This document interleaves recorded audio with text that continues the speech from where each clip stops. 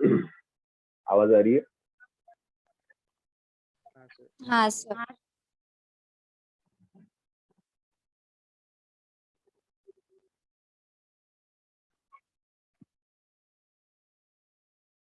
ठीक है, स्टार्ट करते हैं। आज का हमारा टॉपिक है Kirchhoff's law of heat radiation. ठीक है, अभी तक हमने कुछ कोएफिशिएंट्स के बारे में पढ़ा है, जैसे coefficient of absorption, coefficient of transmission, coefficient of reflection and coefficient of emission. Kirchhoff's law हमको दो कोएफिशिएंट के बारे में रिलेशन बताता है। कौन से कोएफिशिएंट?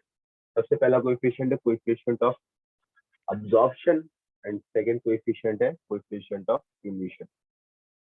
किरचॉफ का कहना है किरचॉफ का कहना है कोई भी ऑब्जेक्ट है, अगर वो किसी पर्टिकुलर टेम्परेचर पर है, हर टेम्परेचर के लिए और हर वेवलेंथ के लिए, किरचॉफ का ये कहना है कोई भी ऑब्जेक्ट अगर किसी पर्टिकुलर टेम्परेचर पर है, हर टेम्परेचर के लिए और हर वेवलेंथ के लिए, उसका coefficient of absorption will be equal to coefficient of emission. इसका मतलब क्या है? कोई ऑब्जेक्ट अगर रखा हुआ है तो कोएफिशिएंट ऑफ एब्जॉर्प्शन का मतलब ये होता है कि वो कितना अब्जॉर्ब कर रहा है, कितना परसेंट अब्जॉर्ब कर रहा है इंसिडेंट हीट में से।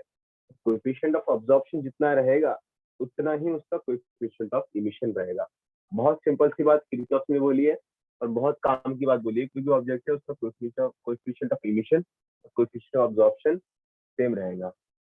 कोई भी ऑब्जेक्ट कहते कहते फिर उसने डायरेक्टली स्टेट कर लिया फॉर ब्लैक बॉडी। फिर किरचॉफ ने ब्लैक बॉडी के लिए कहा कि ब्लैक बॉडी जो अगर रहेगी हमारी 101% ऑफ ब्लैक बॉडी, जितना ऑब्जॉर्व करेंगे उतना ही इमिट करेंगे। ठीक है, तो फिर हम लोग लास्टली हम लोग कहते हैं for black body coefficient of absorption is equal to coefficient of emission. अगर मैं इसको अच्छे से लिखना चाहूँ, यहाँ पे स्टेटमेंट आएगा अपना। स्टेटमेंट आने से पहले मैं थोड़ा मैथमेटिकल ऑपरेशंस करूंगा, फिर उसके बाद स्टेटमेंट बनाएंगे हम लोग। ठीक है, मैंने क्या बोला? कोएफिशिएंट ऑफ अब्जॉर्प्शन या फिर coefficient of emission is equal to coefficient of absorption. What is the formula for coefficient of emission? What is the formula of coefficient of emission in terms of radiant power? बताओ जल्दी से। It is the ratio of something, कुछ तो भी था। Radiant power of an ordinary object divided by the radiant power of black body. Very good. It is nothing but radiant power of ordinary object to the radiant power of black body, right? ऐसे लिख दिए। अब ए को इधर लेके आता हूँ, RB को उधर लेके जाता हूँ। It will be R upon A is equal to RB. And this is the statement of Kirchhoff. This is the statement of Kirchhoff. अगर मैं इसको स्टेटमेंट के फॉर्म में बोलना चाहता हूँ तो देखो कैसे बोलूंगा। इस चीज को अगर मैं स्टेटमेंट के फॉर्म में बोलना चाहता हूँ तो कैसे बोलूंगा? देखो, the ratio of radiant power of ordinary object to the coefficient of absorption, the ratio of radiant power of ordinary object या फिर radiant power of any object to the coefficient of absorption is equals to the radiant power of black body at same temperature at all wavelengths. फिर से, it is the ratio of radiant power of any object to the coefficient of absorption of object, which is equals to, which is gives radiant power of black body at all temperature at all wavelengths. ठीक है, ठीक है। अगर मैं statement लिखना चाहता हूँ तो कैसे लिखूंगा? at given temperature the ratio of radiant power of an object to the coefficient of absorption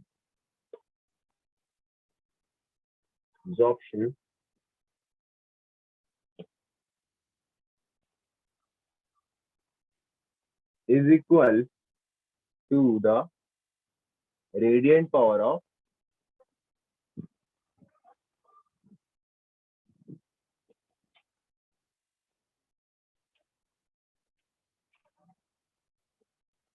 black body at all temperature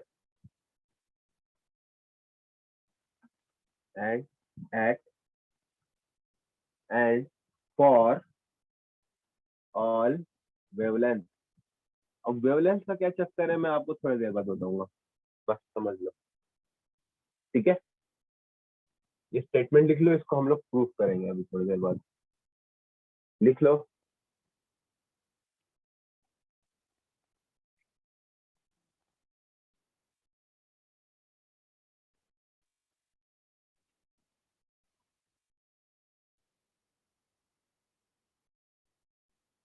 लिख लिया? सर थोड़ा सा जूम करो ना।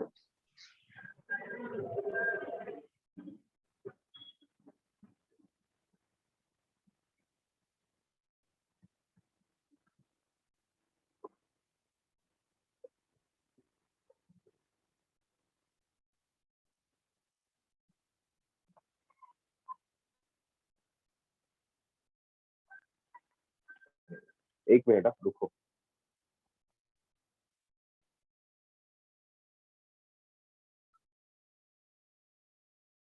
दिख रहा है? हो गया सर।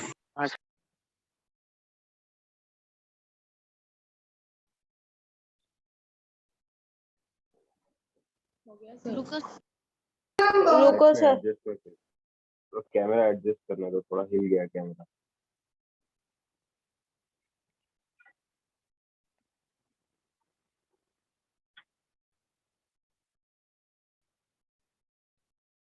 हो गया सर। ठीक है, नहीं हुआ सर। अरे लिखो यार।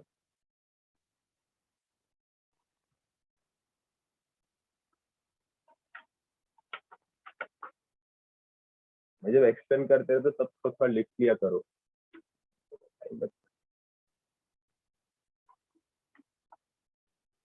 हो गया सर। हो गया sir.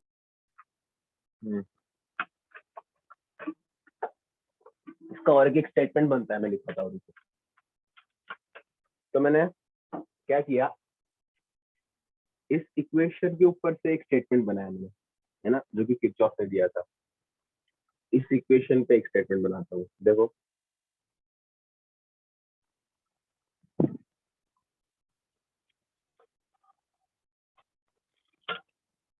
What is thermal equilibrium? Thermal equilibrium क्या होता है? जिसमें हीट कांस्टेंट रहती है। हीट नहीं सर, टेम्परेचर। टेम्परेचर सेम हो जाता है दोनों ऑब्जेक्ट का, राइट? ठीक है, मतलब दोनों ऑब्जेक्ट का सेम टेम्परेचर रहेगा तब। देखो, at thermal equilibrium, at thermal equilibrium, जब थर्मल इक्विलिब्रियम अच्छी हो जाएगा तब the coefficient of emission will be equal to coefficient of absorption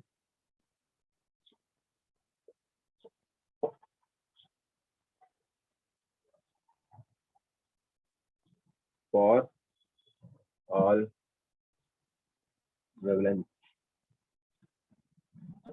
चलो ये भी एक स्टेटमेंट लिख लो इसके ऊपर।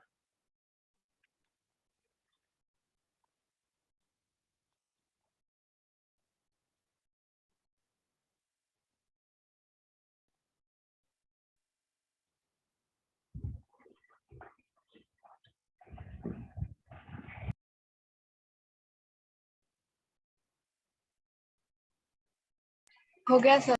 हो गया सर।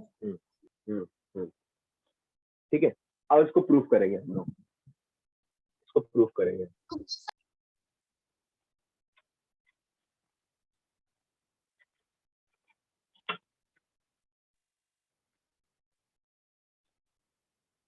ऑर्डिनरी बॉडी और ब्लैक बॉडी में खासी मतलब क्या डिफरेंस क्या है? What is the difference between ordinary body और ब्लैक बॉडी?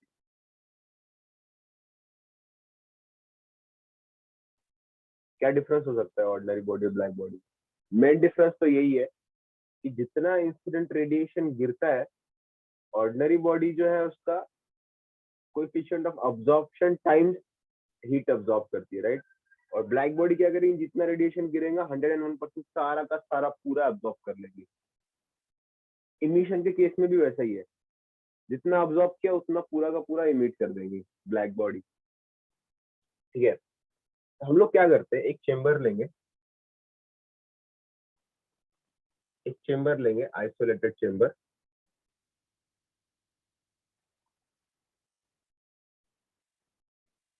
ठीक है, उसके अंदर दो बॉडीज रखेंगे, body number A, body number B.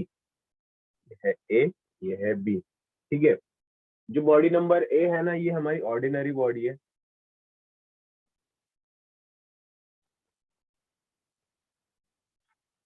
और बॉडी नंबर बी जो है ना, ये हमारी ब्लैक बॉडी है।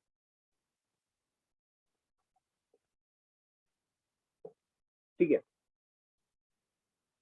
अब हम लोग क्या कर रहे हैं, हम लोग क्यू अमाउंट ऑफ हीट दोनों को सप्लाई कर रहे हैं। Amount of heat supplied. ठीक है, हम लोग दोनों को Q amount of heat supplied कर रहे हैं। ठीक है, हमको पता है जो ये वाली बॉडी है ना, इसका आर जो होता है, आर मतलब इसका रेडिएंट पावर जो होता है,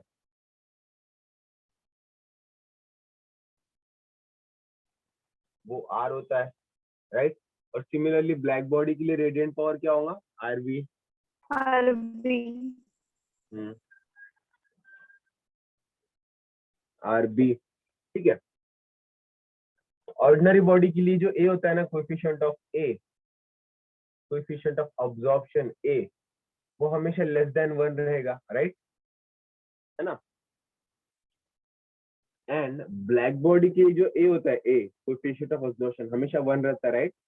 क्योंकि हमको अभी पता है जो परफेक्टली एब्जॉर्बर होता है परफेक्टली इमिटर भी होता है। परफेक्टली एब्जॉर्बर को तो हमने ब्लैक बॉडी बोला था, राइट? आपने सुना है? ठीक है, अब देखो, दोनों भी बॉडी को अब मैं क्या करता हूँ, थर्मल इक्विलिब्रियम मेंटेन करता हूँ।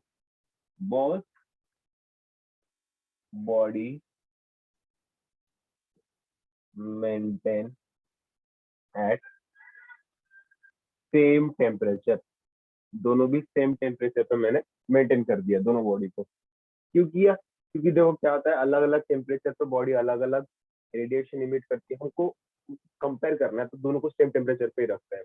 ठीक है, अब देखते हैं अब क्या होगा। देखो, मैंने क्यू अमाउंट ऑफ हीट जब दिया था दोनों को, इसको भी मैंने क्यू अमाउंट दिया, इसको भी क्यू अमाउंट ऑफ हीट दिया, होता क्या है, एनर्जी एब्जॉर्ब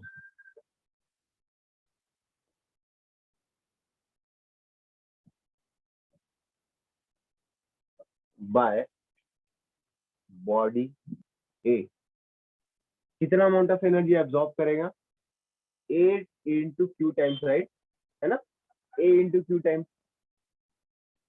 ए इंटू क्यू टाइम्स। अगर इसका कोएफिशिएंट ऑफ अब्जॉर्प्शन समझो 0.5 है और इस पर इंसिडेंट हीट 100 जूल्स गिर रही है, तो ये 100 जूल्स में से कितना अब्जॉर्ब करेगा, 0.5, मतलब 50 जूल्स अब्जॉर्ब किया उसने, इसलिए 0.5 इंटू 100 मतलब 50 जूल्स। है ना, इस तरह से लिखे energy absorb by A. Similarly energy absorb by B कितना हो जाएगा,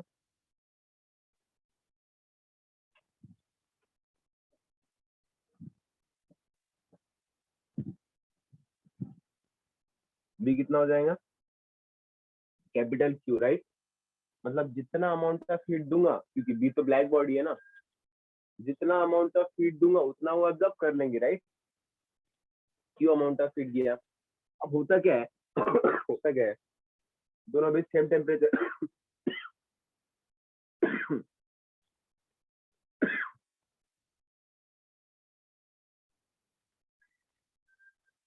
अब होता क्या है, दोनों भी सेम टेम्परेचर पे होने की वजह से same amount of heat radiate करते हैं। तो for body number 1, for body A, R क्या होगा, एनर्जी इमिटेड। ठीक है, एनर्जी इमिटेड। तो बॉडी नंबर ए के लिए एनर्जी इमिटेड कितना हो गया, आर इज इक्वल जितना एब्जॉर्ब करेंगे उतना इमिट करेंगे, right, A into Q, right. Body B के लिए आर बी एनर्जी इमिटेड, जितना ऑब्जॉर्व करेंगे उतना इमिट करेंगे, right, R B is equal to Q. Equation number 1, equation number 2। अगर मैं ये दोनों इक्वेशंस को डिवाइड कर लूं, equation number 1 divided by equation number 2, I can write it as R upon R B is equal to A into Q upon Q. Q Q cut गया, therefore R upon R B is equal to A, है ना, R upon R B is equal to A. यहां से फिर मैं दोनों की form लिख सकता हूँ, R upon A is equal to R B and E is equal to A. चलो समझ में आया? कोई डाउट है क्या, पूछो इसमें। कोई डाउट है क्या रे? नहीं सर। चलो कॉपी कर लो, कॉपी कर लो, लिखते रहो। अगर कोई डाउट आता है तो तभी पूछो, तुरंत पूछो। बहुत सिंपल है। क्या किया हमने, क्यू अमाउंट ऑफ हीट दिया, ठीक है, ठीक है, क्यू अमाउंट ऑफ हीट दिया बॉडी नंबर ए और बॉडी नंबर ए ने। अब बॉडी नंबर ए और बॉडी नंबर बी को क्यू अमाउंट ऑफ हीट दिया, दोनों भी सेम टेम्परेचर पर है, राइट। तो बॉडी नंबर ए क्या करेंगी, A into Q amount of heat कितनी ऑब्जॉर्व करेंगी, चलो ऑब्जॉर्व कर ली। बॉडी नंबर बी क्या करेंगी, क्यू की क्यू पूरी अमाउंट ऑफ हीट ऑब्जॉर्व करेंगे। अब उसी समय मैंने जब इमिशन दिखाया था तो आपको पता है जब वो ऑब्जॉर्व करती है साइमल्टेनियसली इमिट भी करती है। तो ये क्यू क्या करेंगी, जितनी ऑब्जॉर्व की है उतनी इमिट कर देंगी।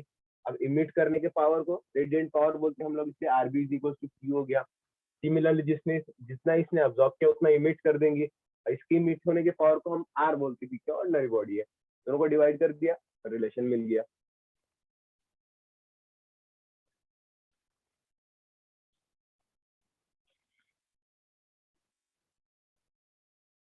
हो गया सर? ठीक है, बचा है और हो गया सर।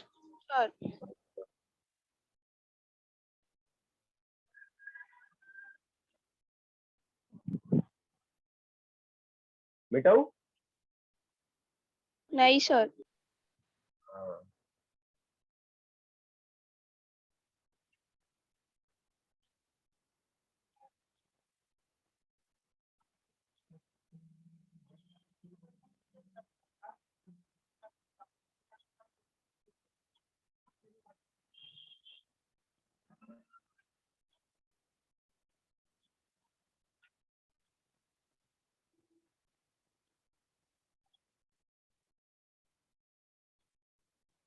हो गया सर।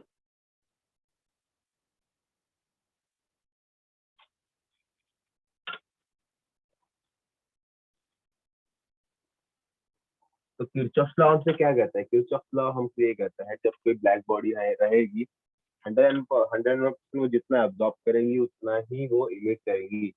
मतलब coefficient of absorption will be equal to coefficient of emission. और सही भी है, बहुत छोटी सी बात है पर बहुत रिवोल्यूशनरी बात है। इससे बहुत बड़े बड़े इक्वेशन सॉल्व होने लग गए। ये कंसिडरेशन है। चलो ठीक है, next topic is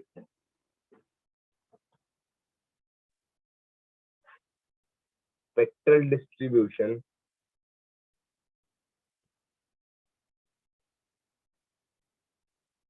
of black body radiation।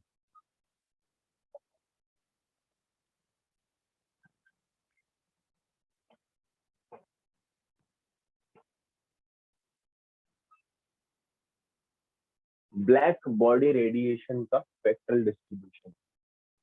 क्या आपको पता है स्पेक्ट्रल यानी क्या होता है? स्पेक्ट्रल जानो तो बताओ, वेवलेंथ क्या होता है? What is wavelength?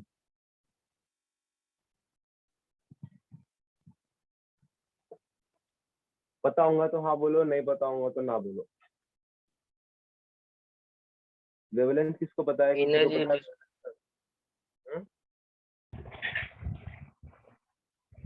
बोलो। Distance between croft and trough.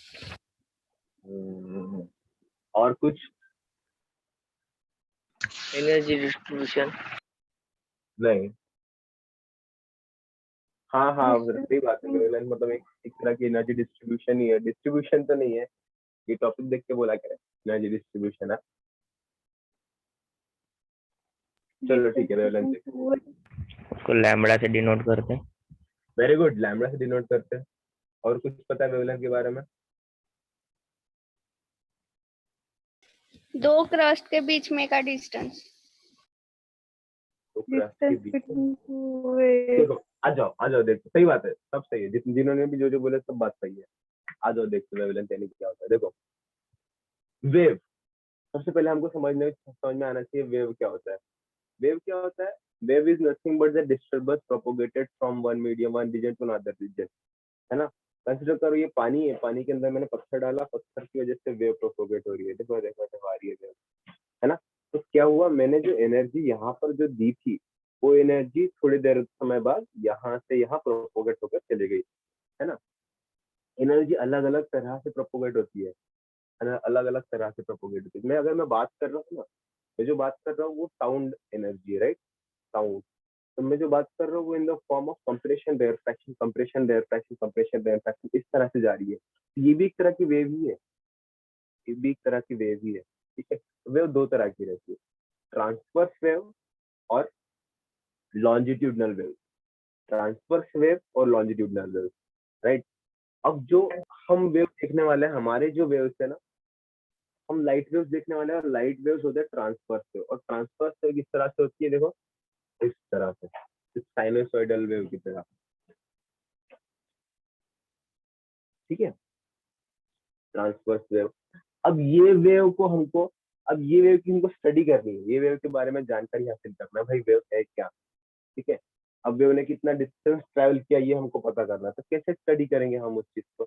हम कुछ कांस्टेंट टर्म बना लेते हैं हमारे स्टडी के लिए। वन ऑफ द टर्म है वेवलेंथ।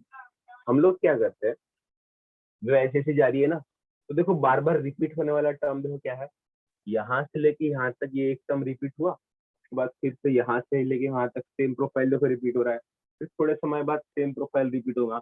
ये सेम प्रोफाइल रिपीट हो रहा है ना, तो इस तरह के एक प्रोफाइल को मैं एक नाम देता हूँ, उसको मैं बोलूंगा वेवलेंथ, वेवलेंथ, है ना।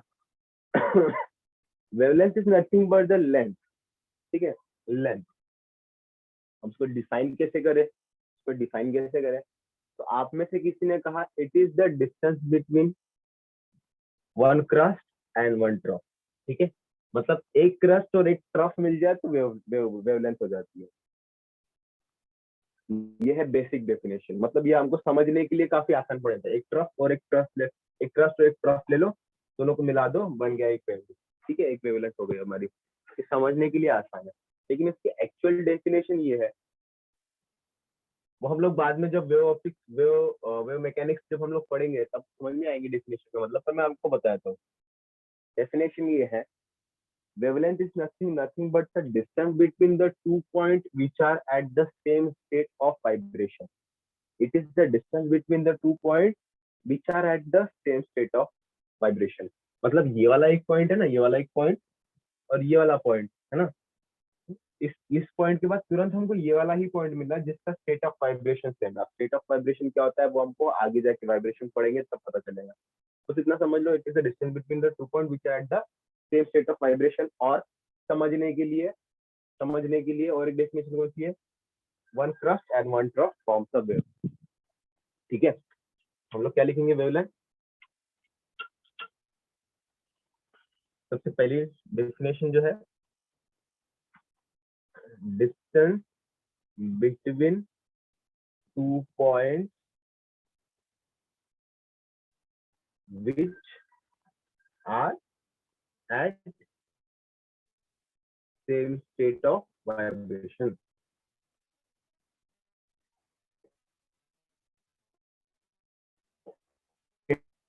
Definition: one crust plus one trough, one wavelength. ठीक है, तो ड्रॉ करके ऐसा लिख लो, इस तरह से होती है वेवलेंथ, है ना। तो इसका यूनिट क्या होगा, ये एक लेंथ है, इसका यूनिट क्या होगा, मीटर, मीटर, ठीक है।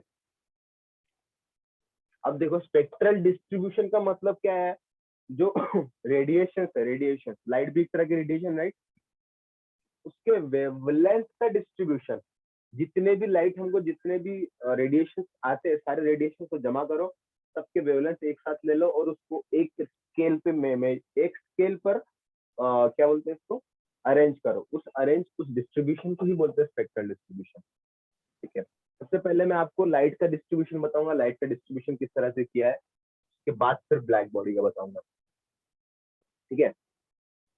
अच्छा, चलो, इसका यूनिट हो गया मीटर। देखो अलग अलग तरह के रेडिएशन है, अलग अलग तरह की लाइट है, जैसे, और ये जो वेवलेंथ है ना, इसका अलग अलग डिस्टेंस है, आप भी समझ में, मैं आपको बात बताता हूँ। देखो फर्स्ट इज, अगर मैं आपको बोलूं मेरा जो वेवलेंथ है ना, वेवलेंथ ये कुछ मीटर से लेकर, समझो 10 मीटर से लेकर 1 किलोमीटर तक है। अगर मेरा वेवलेंथ 10 मीटर से लेकर 1 किलोमीटर तक है, तो मैं इस तरह के वेवलेंथ को बोलूंगा, इस तरह के वेव्स को बोलूंगा रेडियो वेव्स। क्या बोलूंगा, रेडियो वेव, ठीक है। एफएम रेडियो में जो हम लोग वेव सुनते हैं ना, ये वो वाले ही वेव्स है। अगर मेरा वेवलेंथ कुछ मीटर से लेकर 10 मीटर तक हो जाएगा, ठीक है, इस तरह के वेव्स को मैं बोलूंगा माइक्रोवेव।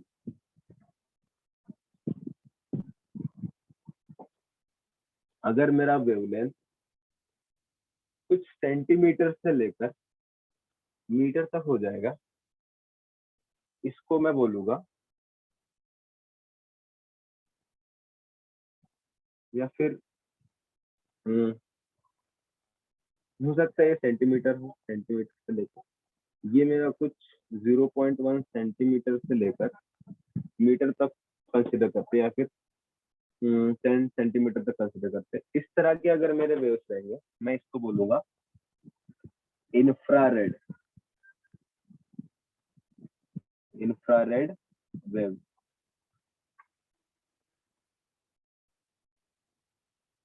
ठीक है।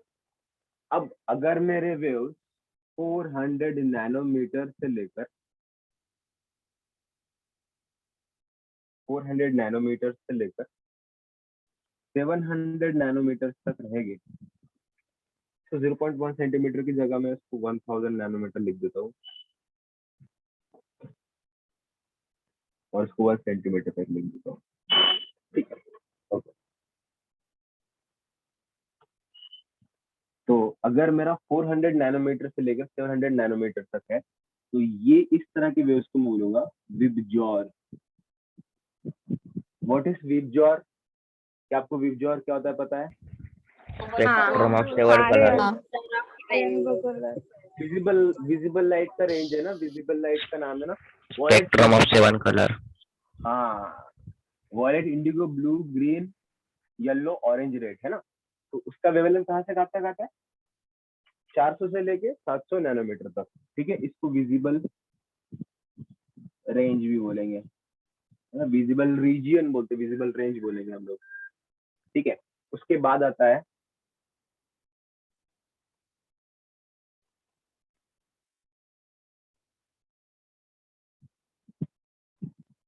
यूवी रेज, ठीक है। उसके बाद आएगा एक्सरे, उसके बाद आएगा गैमा। अरे यार आपको दिख रहा है क्या, थोड़ा सा इसको नीचे का नहीं दिख रहा नीचे का नहीं दिख रहा, हाँ सर, यूवी रेज दिख रहा है क्या, यूवी रेज? हाँ वो दिख रहा। रुक जाओ थोड़ा सा, मैं इसका एडजस्ट करता हूँ। देखो उसके नीचे आएगा यूवी रेज, उसके नीचे आएगा एक्सरे, उसके नीचे आएगा गैमा। अब गैमा दिख रहा है, हाँ दिख रहा है ना, हाँ सर ठीक है। दिख रहा हूँ। ठीक है, अब मैं जल्दी जल्दी वेवलेंथ लिख लेता हूँ क्योंकि टाइम खत्म हो रहा है अपना। देखो यूवी रेस के लिए जो होता है ना, कम कम कम कम होते जाएगा, और कितना कम हो सकता है? चलो मैं बोलता हूँ 100 नैनोमीटर से लेकर 100 नैनोमीटर से लेकर 1 नैनोमीटर तक, ठीक है। ये हो सकता है 0.1 नैनोमीटर से लेकर 1 नैनोमीटर तक, ऐसा हो सकता है। 0.1 से लेकर 0.1 या फिर 0.01 नैनोमीटर से लेकर 1 नैनोमीटर तक। जो लास्ट वाला है 0.001 नैनोमीटर से लेकर 0.01 नैनोमीटर तक, ठीक है। ये गैमा मतलब मैं क्या देख रहा हूँ, देखो अब देखो, ये मैंने सारे वेव्स है उसके सारे वेवलेंथ मैंने लिख दिए। जैसे रेडियो वेव्स है उनका रेंज कहाँ तक आता है कि देखो 10 मीटर से लेके 1 किलोमीटर तक, किलोमीटर तक। अब ये किलोमीटर तक रेंज होने की वजह से इससे तो हमको रेडियो रेडियो की आवाज देखो, अगर चंद्रपुर में रेडियो है स्टेशन, तो वहां की फ्रीक्वेंसी हम लोग यहाँ कैच कर पा रहे हैं। क्यों? क्योंकि रेडियो वेव्स का डिस्टेंस वेवलेंथ ही उसका 1 किलोमीटर। वेवलेंथ का 1 किलोमीटर होने का मतलब क्या है? एक क्रस्ट और एक ट्रफ, इन दोनों के बीच का डिस्टेंस जो रहेगा ना 1 किलोमीटर, इतना हो सकता है, इतना हो सकता है, ठीक है। माइक्रोवेव्स में क्या होता है, मीटर तक होता है कुछ, है ना, सेंटीमीटर मीटर तक होता है। अब इंफ्रारेड, हमारे बॉडी से जो रेडिएशन निकलते हैं जनरली वो इंफ्रारेड रीजियन में होता है।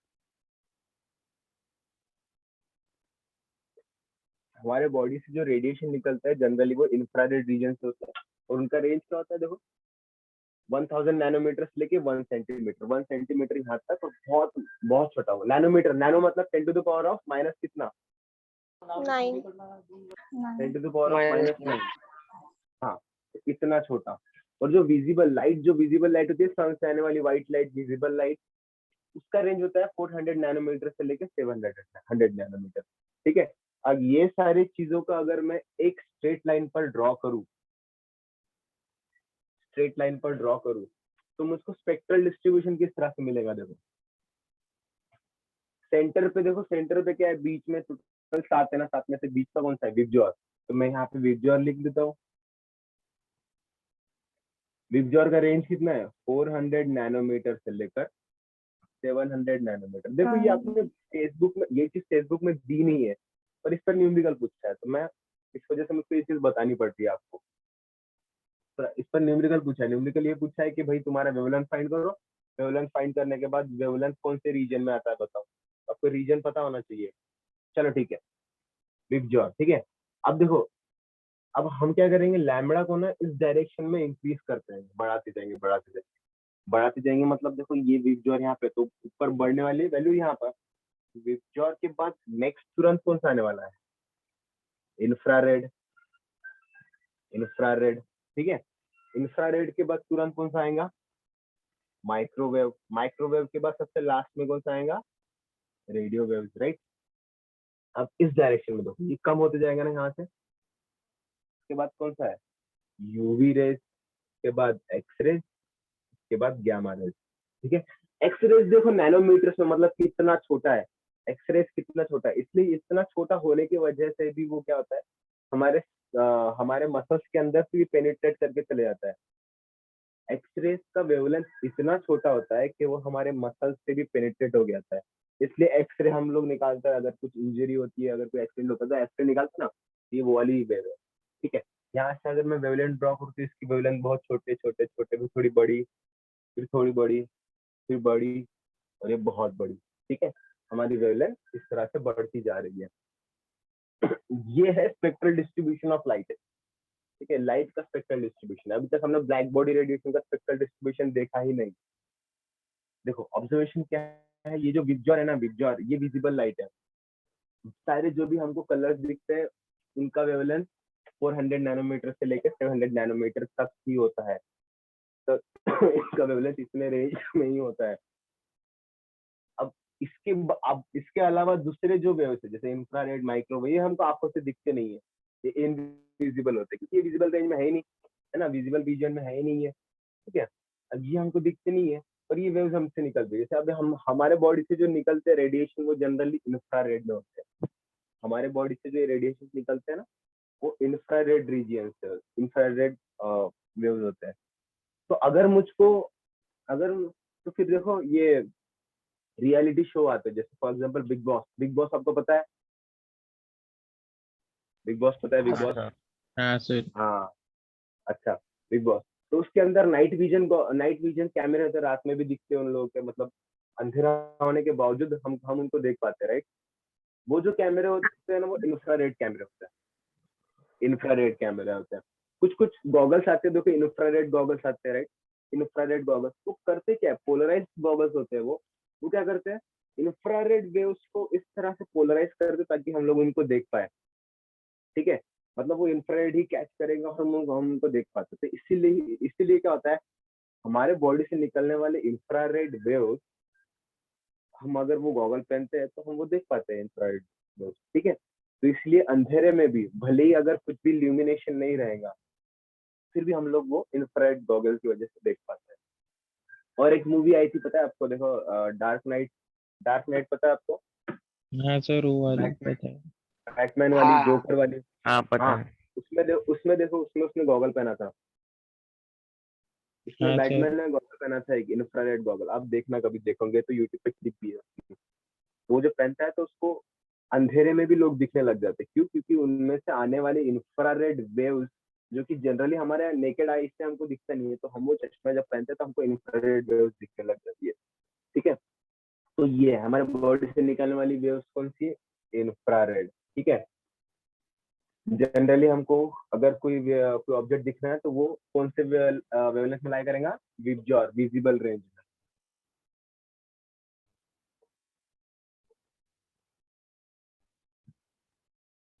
ठीक है? चलो इसका स्क्रीनशॉट ले लो और इसका नोट बना लेना। आपने स्क्रीनशॉट ले लो ले ली सर। हो गया। या फिर नोट लिख ही लो।